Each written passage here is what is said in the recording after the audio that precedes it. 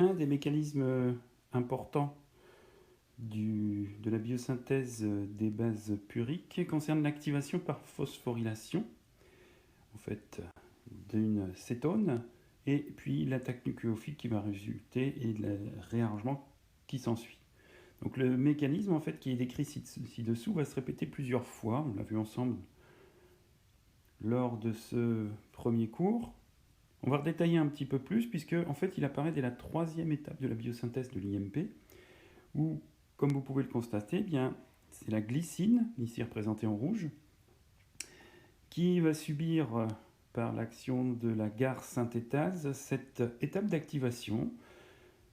pour pouvoir permettre de fabriquer une molécule de type NH2, CH2, c'est simple liaison au phosphate, on forme alors un carbocation, OH, et ce carbocation va pouvoir être attaqué par un nucléophile.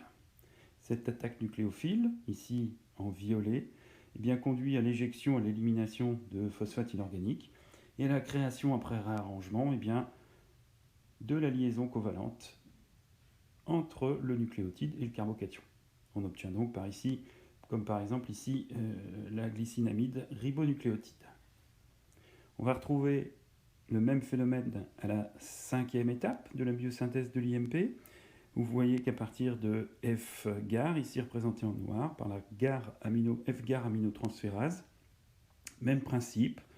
la fonction cétone est activée par phosphorylation grâce à cette enzyme qui va permettre l'attaque nucléophile sur le carbone, avec élimination, comme vous pouvez le voir, du phosphate inorganique, on est à ce niveau-ci, et la formation, donc, par, encore une fois, dans ce cas-là, réarrangement des liaisons, bien la liaison covalente, en fait une double liaison covalente, entre d'un côté le CWC et le NH. On retrouve la même chose à la sixième étape, si mes souvenirs sont bons, petite correction à ce niveau-ci.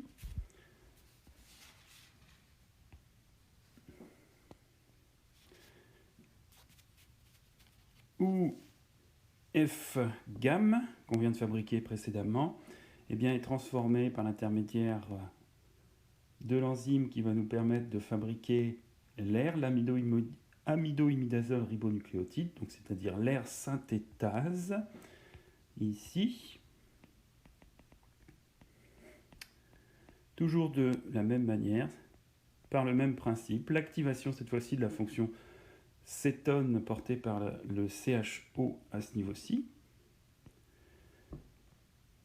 avec l'attaque nucléophile eh bien, de l'azote, du groupement NH en fait, qui est